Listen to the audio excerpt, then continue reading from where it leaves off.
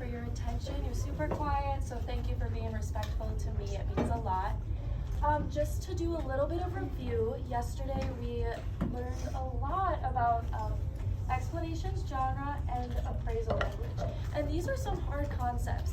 Even I, as a college student, was learning about some of these concepts. And I told you that, and we worked really hard together for an hour yesterday. So just before we continue, this is our last day of our animal conservation lesson, we're gonna review.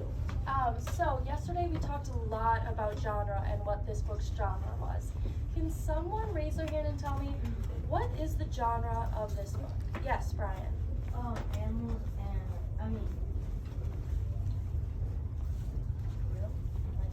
Yeah, you're saying it's real? Real animals. Real animals, yes, Laylee. Informational text. Yeah, we talked how it is informational, right? It's informing us on each animal.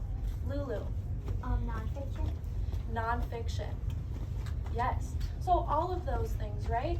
And that is what we would also call our explanations genre. And that's just a different term for everything you said. Realistic fiction, nonfiction. It's talking about real life things, right? And then we also talked about appraisal language. Now this was a little bit difficult, but we reviewed it yesterday at the end of our lesson. What did we kind of compare appraisal language to? Does anybody remember? We talked about the text and kind of what it's saying. Any guesses?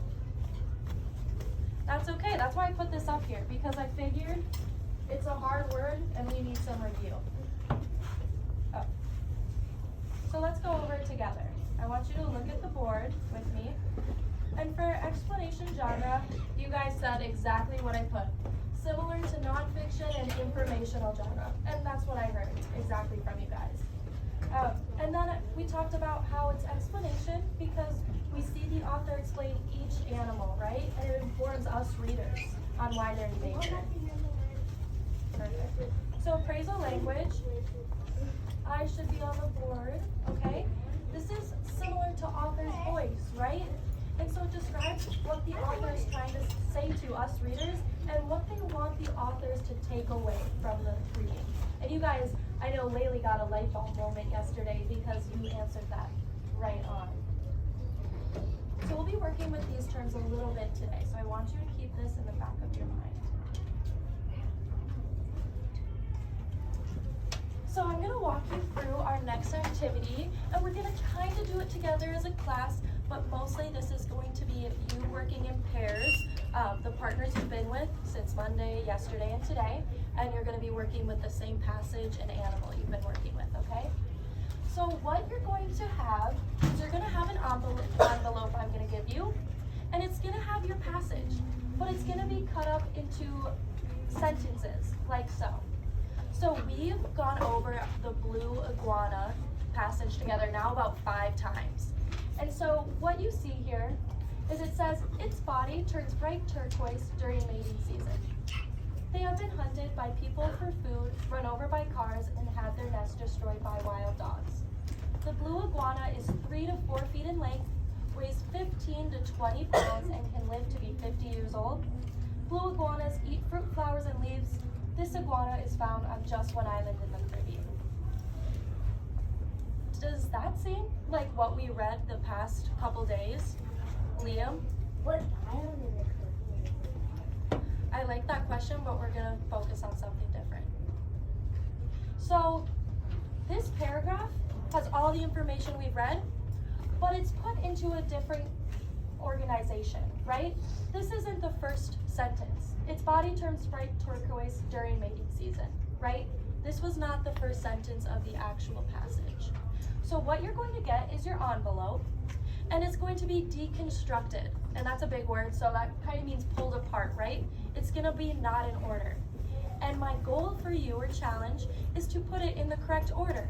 I wanna see you put this pulled apart paragraph into the correct order. So first sentence, what comes next, what comes last.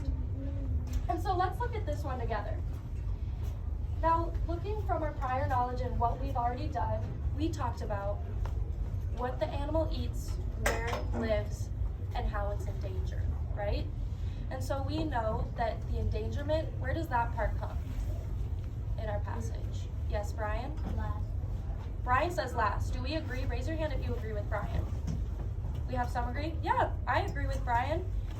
Where the animal is endangered comes last, right? That's when the author says, this animal is endangered because of this, and this is why we should care about it. And that's also appraisal language.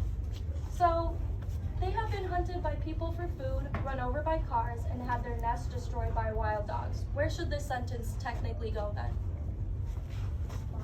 The bottom. Lately says the bottom, yeah.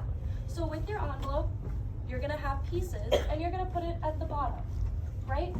Thinking about our graphic organizer, we also said, where do they live and what do they eat?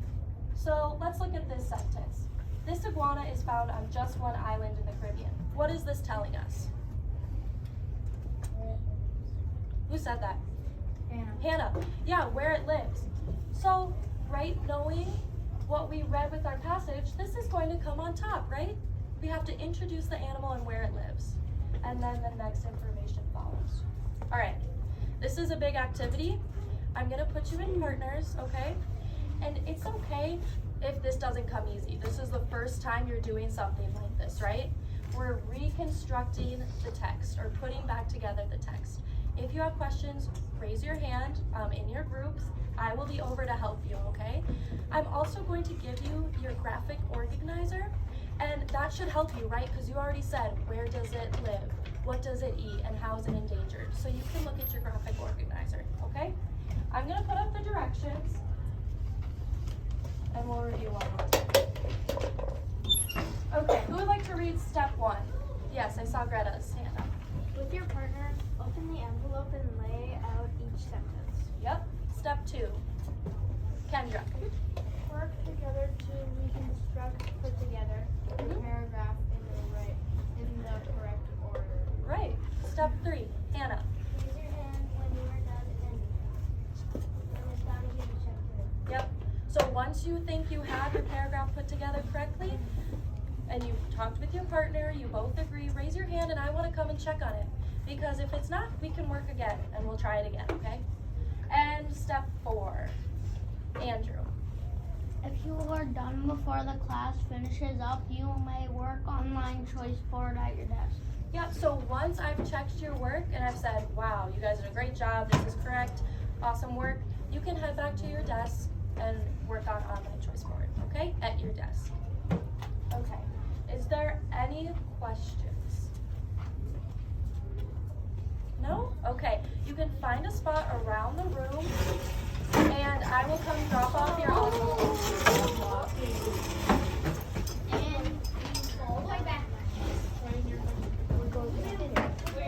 You do not, because I have stuff in your partner over there.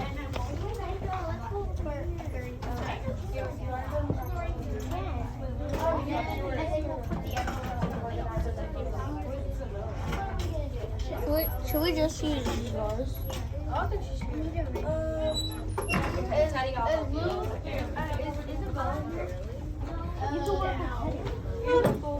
Okay, that's not how we're reading our points. We're starting a new Isabella. Yes. Do you want to work with Teddy on the attics? There you go.